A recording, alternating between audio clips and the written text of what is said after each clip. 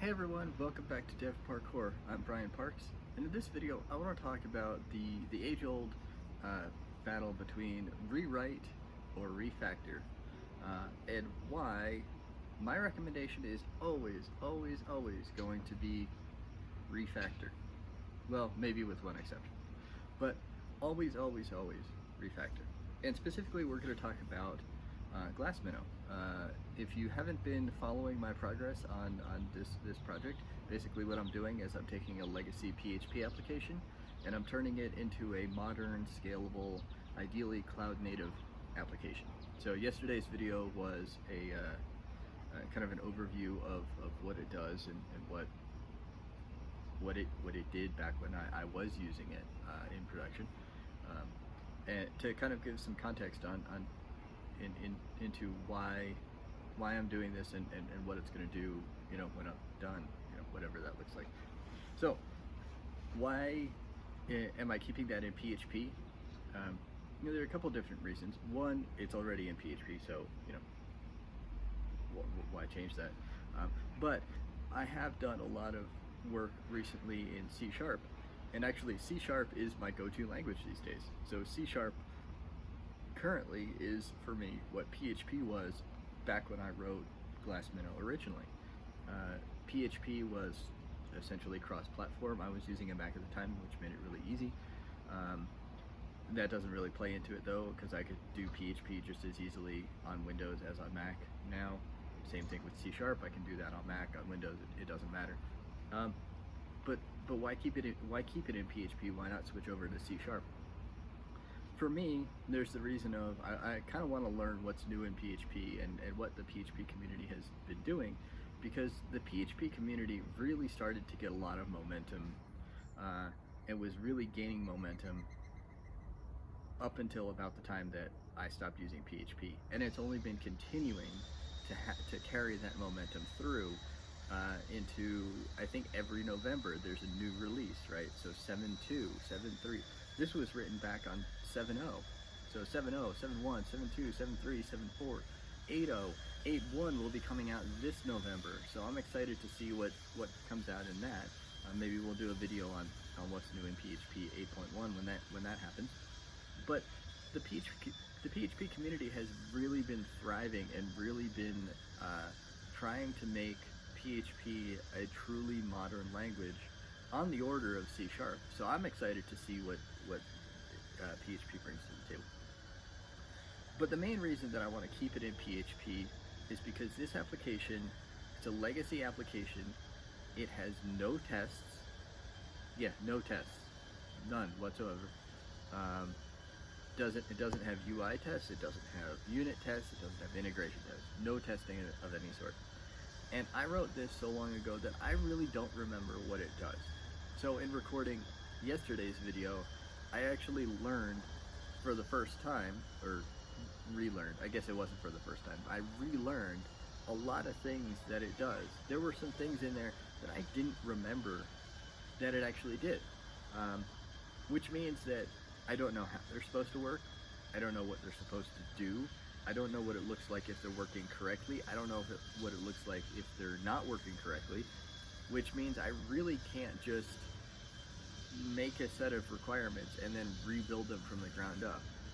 At that point, I would be basically ditching everything that came before and coming up with a brand new idea of, what Glass Minnow is supposed to be, can be, that sort of thing. Which in some respects I am kind of doing some of that anyway. But realistically, one of the reasons that I picked up this project was because I knew there were a lot of things in there that were built for specific purposes that I wouldn't necessarily think of from if I were just going to build a brand new application from scratch. It might be your same old boring thing. And since I'm not really in that industry anymore, building something that actually works for that industry, it'd be a tough sell. It's an easier strategy for me to take something that was already being used in that context and just kind of modernize it, update it, make some of the features work a little bit better, maybe theoretically the way they were supposed to in the first place, I don't know. and adding some things on that I think are going to be useful in 2021, 2022, and hopefully on into the future. So going more general, why is rewrite always a better strategy than, why is refactor always a better strategy than rewrite? Well, because rewrite, you are going to miss something. You are going to only re-implement maybe 50 to 80, 90 if you're really, really lucky, percent of the features. You'll also re-implement only a fraction of the bugs, but that's a separate issue. Hopefully your processes are a little more rigorous the second time around. But the problem is that you'll really focus on the things that are top of mind and just kind of forget about, relegate the things that ironically have probably been working for a long time. If you have existing customers, those are the things that the customers have been using for ages and have never complained about, right? They're the things that work so well that they just blend into the background of the product. And if you don't spend a considerable amount of time thinking about those features specifically and why they work so well and how to continue to make them work, you are going to miss something. And in your rewrite, those are the things that are going to have issues.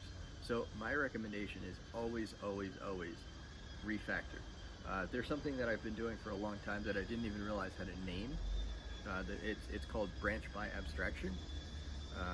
You go ahead, look it up, Google it, branch by abstraction. Basically the idea is you write something new, you put an abstraction on top of it so that it looks like the old thing, and then you make everything that was using the old thing use the abstraction on top of the new thing, just by configuration changes, maybe the name of a class here and there. Maybe if you're using dependency injection, it's just you change the actual concrete implementation that's being injected or included in your DI container. And then once everything's converted over, then you can start making things actually talk directly to your new implementation and use your new implementation's interface. Really cool, fantastic, works really well, and is far and away the best way I've found to do something like that, to build something new while at the same time starting at the foundation of the old and basically incrementally, it's more like an incremental rewrite. So instead of just doing file new project, start from scratch, burn it all to the ground, let's start over, you can build pieces.